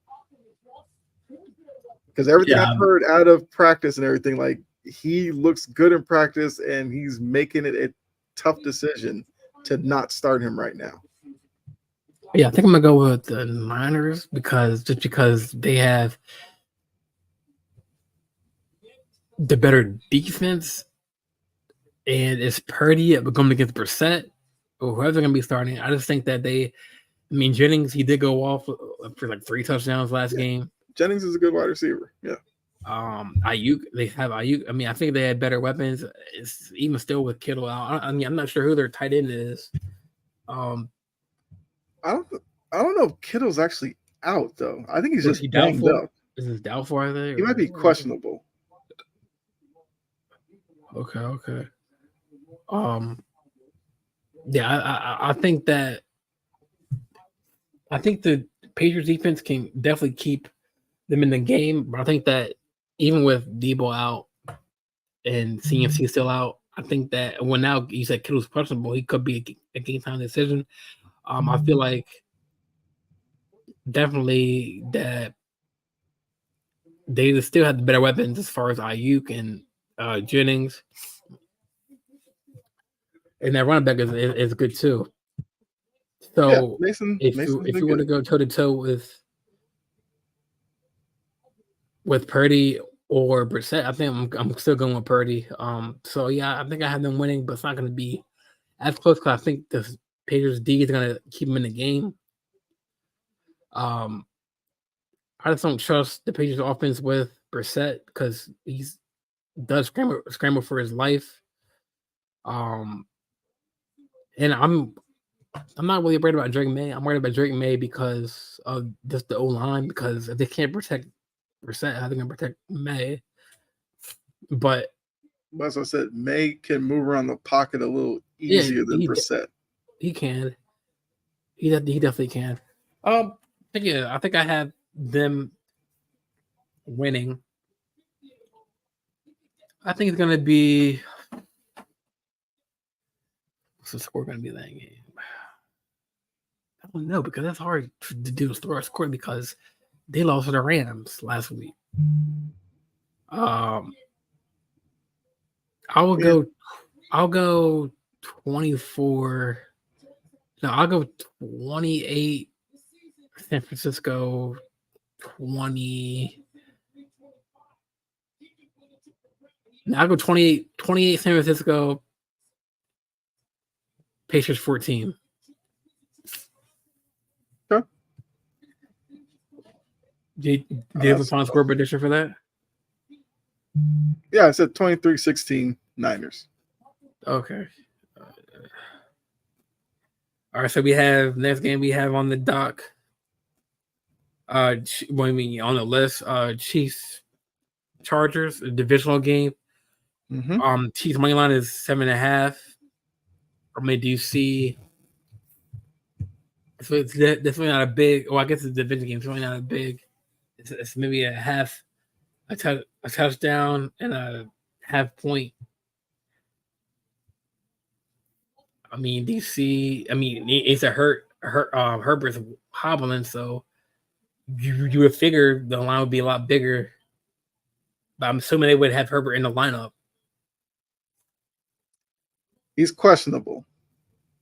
I mean, take that for what you want. Oh, high ankle sprain is nothing easy.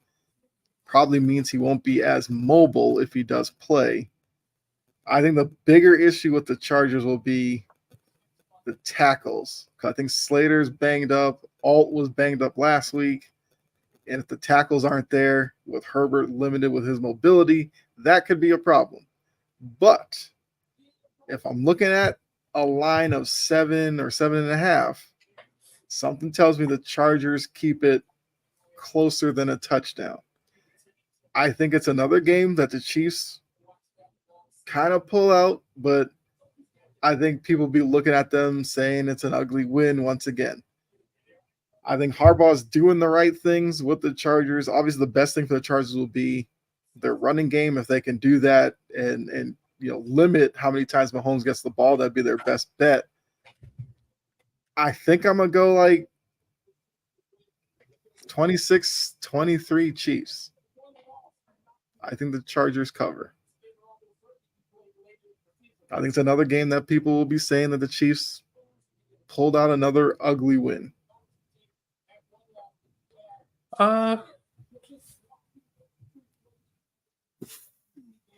Yeah, I mean, with any division game, it gets tricky. I think I'm gonna go.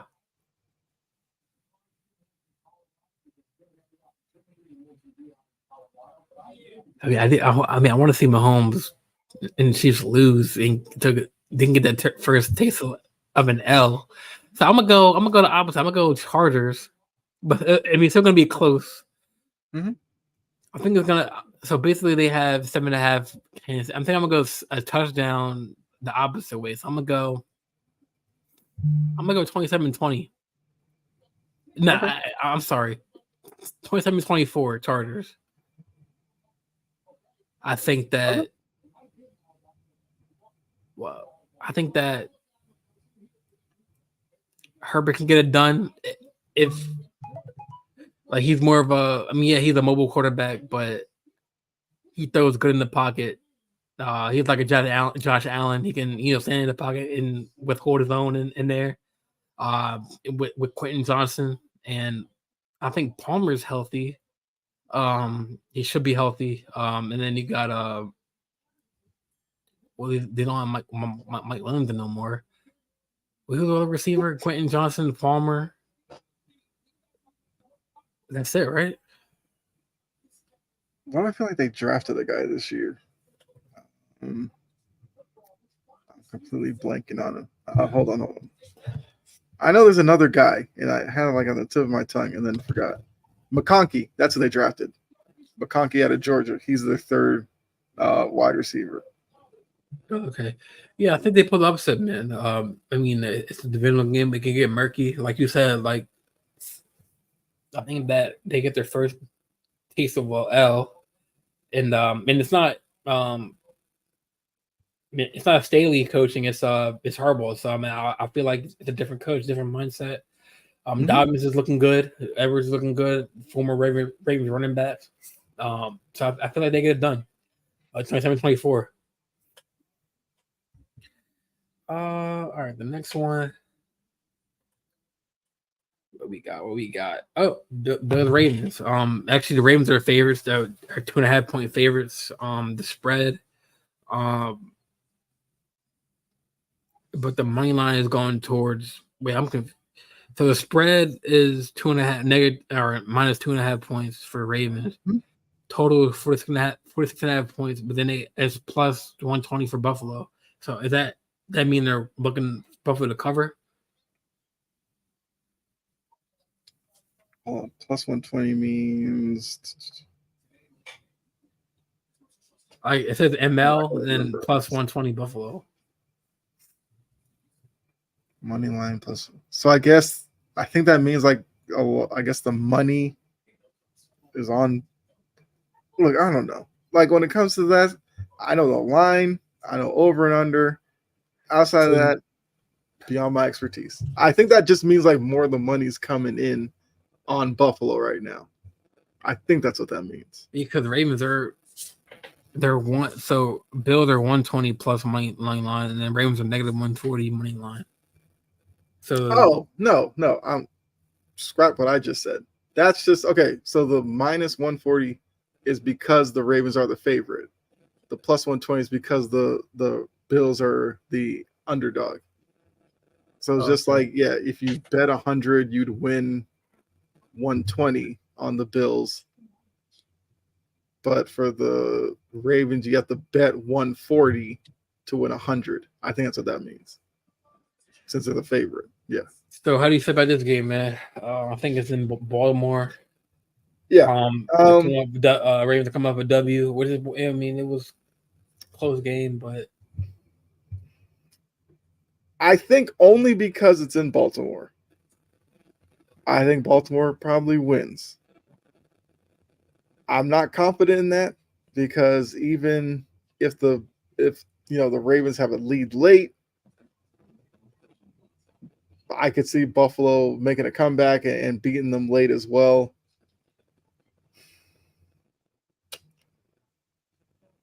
You know what? No. You know what?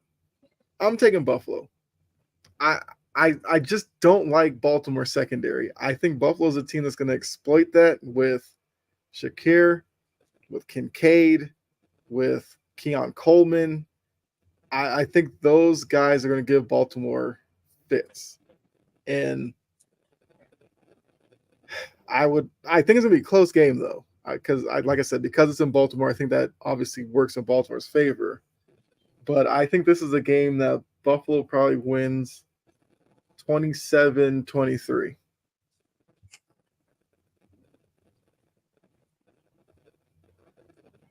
I think I got Baltimore winning. Not by much. I think it's gonna be 20. It's gonna be 30. 30-27 Buffalo. Wait, what, huh? Oh, so yeah, the Ravens winning 30-27. Yeah, 30, yeah. Okay, because you said 30-27 Buffalo. That kind of. I feel like Lamar. Okay. I feel like Lamar and then get it done again. I feel like would you want them getting into a shootout necessarily with Josh Allen? To be honest with you, I think if the Ravens win, it's probably a big day on the ground from Henry and probably Lamar. I think that's their best bet. I don't think they want to get into a shootout with Josh Allen in Buffalo. Yeah, I think Coleman is. I mean, he's 4 games into the rookie season. I don't think he's a proven receiver yet. I mean, he's Josh Allen is and I'm spreading not the throwing ball around. And I'm not No, throwing no dirt. I know. Yeah, I know what I'm you're not saying. throwing no dirt on him. I'm just saying, like, I mean, a veteran. I would say veteran cornerback. I mean, I know Marlon Humphrey gets a lot of bull crap thrown away because he's blown covers and everything, but he's getting burnt. What do you mean? That's why. I know he's getting burnt. That's why I said, but I feel like. Also, Buffalo uses James Cook a lot more now, which is the biggest thing I've always had against them, is not using him. They use him more. You're seeing them play better. I probably should have used that as another reason why I think Buffalo wins this one. I just think. I mean, we use Henry, so it's gonna be a good one. But I don't like y'all passing game though. That's why I was like, if they get into a shootout, like, because you predicting 30 points for Baltimore, I don't think Baltimore wants this game to get up that high. Baltimore wants to play this game in the low 20s. That's their kind of speed. If you see the score touching 30, there's a good chance Buffalo's winning this game. Oh yes. So think if we get 30, that's bad for us. Yes. Because I don't think Baltimore can do that. I think last year weren't we up like 20-10 on them? Once again, last year and this year are two different things. Top Shelf. What is that?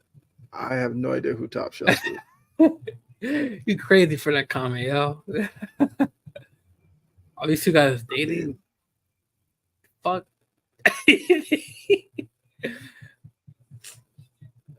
Hey man, that's dude. Who's the internet? Who's balding? Me or Kyle? I want to know. I'm wearing a hat. Gotta be talking about you. I'm wearing a hat. Look at my hair. You can see my hair though.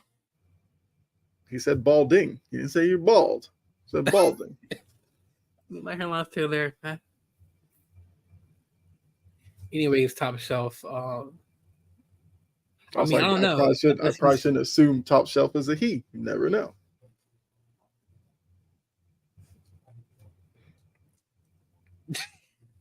I don't know.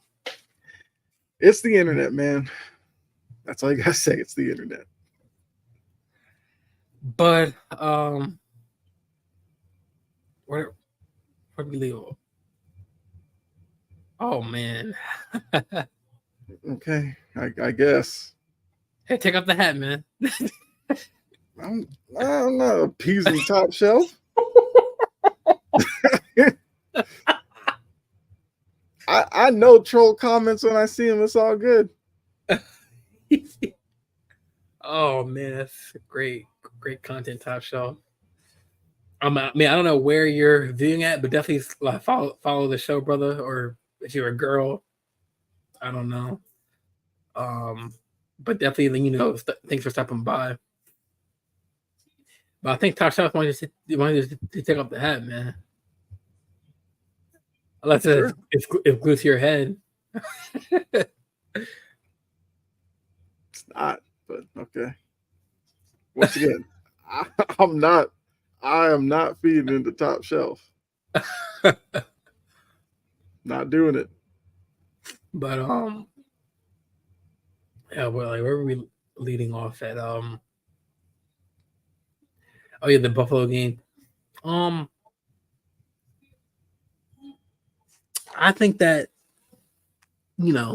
I think the Ravens pull it out. Like I said, it's gonna be it's gonna be a tough game because Allen, having a good year so far. Yep. I don't think the Ravens offense really hasn't been bad. It's just the defense right now. Like the secondary, like you said, it hasn't really been. The offense hasn't really been subpar. It's been pretty good. I mean, Henry has three or four touchdowns right now. They're leading in total offense. I think in the league but it's just the defense. Or I think one of the teams they're really leading in offense. I think we have like 838 or close to 1,000 yards in offensive yardage. So we're the top team in offense. It's just like the defense is. Then they need to get the act together. I know we signed Yannick Ngakwe back to the Ravens, so I'll help lead with that pass rush. He did play with us before a couple years ago, so I think that was a good pickup. As far as depth, but yeah, I think that I have the Ravens winning that game, and because I mean, I think the week after we have the Bengals, I think, or I gotta check our schedule, and those division games can be kind of tricky, even though they're what 0-3. Let me see who we got next. It's the Bengals next week.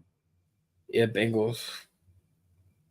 It's not our prime time. It's a 1 o'clock game, but then we got that's gonna be a good one. Commanders and then we got the Commanders next week after that. So I mean, this is really a game that we don't. I mean, I guess we have to get because we have the Bengals and the Commanders coming up. But yeah, I definitely see them beating the Bills on Sunday. We're at the Buffalo. I mean, I feel like the Jets are going to beat the Broncos. That's easy. Packers, Vikings. I mean, I don't know if Jordan Love's coming back yet, but the way Darnold's been playing lights out, I think that Vikings will win.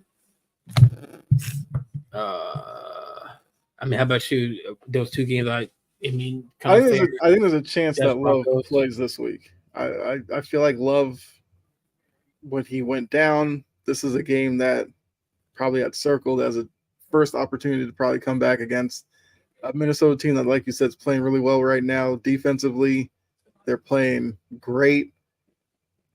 If I'm Matt LaFleur and there's a chance that I could get Jordan Love out on the field as opposed to Malik Willis, obviously you would take your chances with Jordan Love.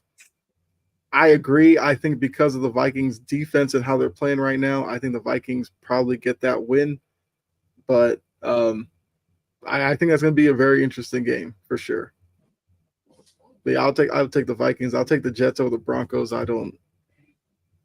It's Bo Nix, and yeah, I'll take the Jets.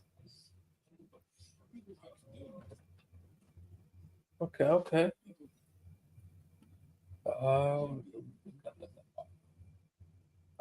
Then we had the Saints Falcons. We're gonna go through all these games. A lot of games we're gonna go through. It wasn't the top. All I would say is I would take Falcons. Falcons and Saints always split, and they usually win on their home field. I think because of that, Falcons beat the Saints. Yeah. Are there any other games that on the docket that you want to talk about? Because there's a lot more games. Yeah, I mean, a lot of them aren't necessarily that important. Colts and Steelers. 3-0. Steelers win that one.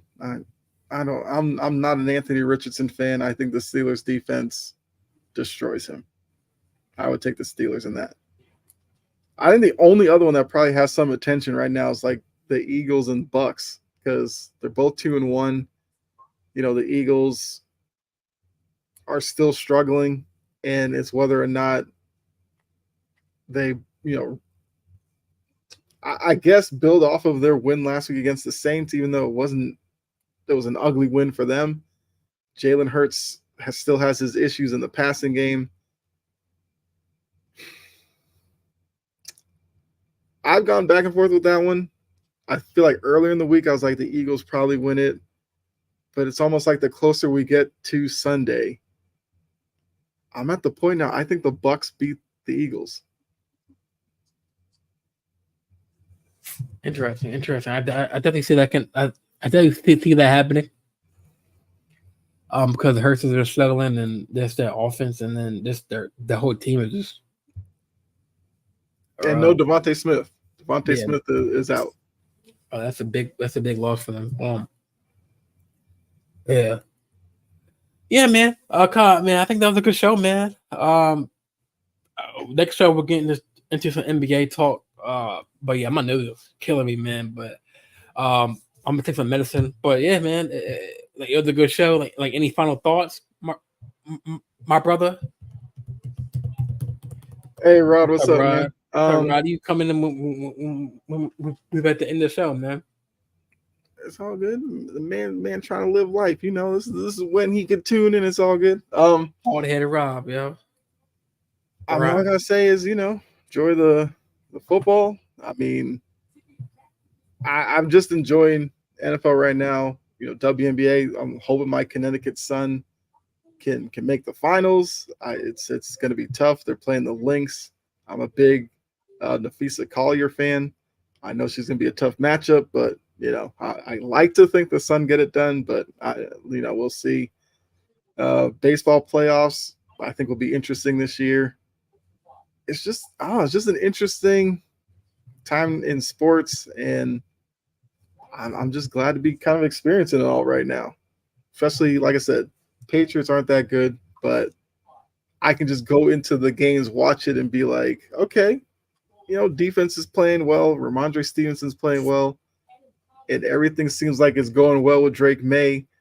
So I just anticipating that time when Drake May runs out on the field as a starter, so we can kind of get that going, get that phase of his development going. Yeah, definitely. Like you said, a lot of sports is never ending with like storylines happening every day. So I mean, there could be more headlines when the NBA season comes around, like in a couple of weeks. So we'll dive into that as well. But yeah, like you said, man, I mean, this is a great time to be a sports fan. A lot going on. Mm-hmm.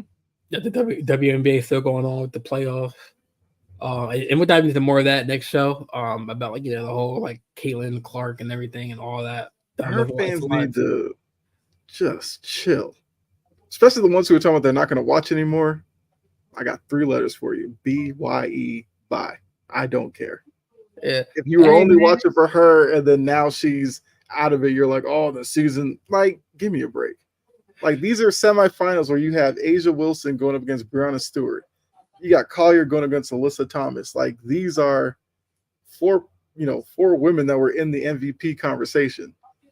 So stop acting like the WNBA season's over because Caitlin Clark's not in it. Like, give me a break with that. Yeah. I mean, hey, hold on to the next episode, man. I think Trust me, there'll be more. There'll be more because I got plenty to say about Caitlin Clark and her fans. Well, just her fans, not necessarily her, but her fans. Yeah. Yeah. All right. With that being said, man, the JJ Sports Talk Show is back and better than ever. On my co-host Kyle Edwards. But yeah, man. Yeah, we'll talk about NBA and WNBA and all that. Next episode, we'll dive into more on that, and then we'll dive into the week 4 predictions for the NFL. But yeah, so I'm your host, Jordan Jean Louis. I got my co-host Kyle Edwards. Also, he's on his own show. I'm chomping at the bit. Like me, I think he's on YouTube and all that. I know we both have Discord channels, so if you want to join both, we'll definitely drop those next week in the comments so y'all can hop in both servers. We debate sports, and if you have pets or anything, we kind of keep it sports. But if you have pets and favorite TV shows, movies, just keep your mind off of sports, we got that. So yeah, we got some gaming chats too. We talk about gaming, so we do that. But yeah, definitely we'll drop those Discord links next week. And then yeah. With that being said, we are out. Yep. See you guys.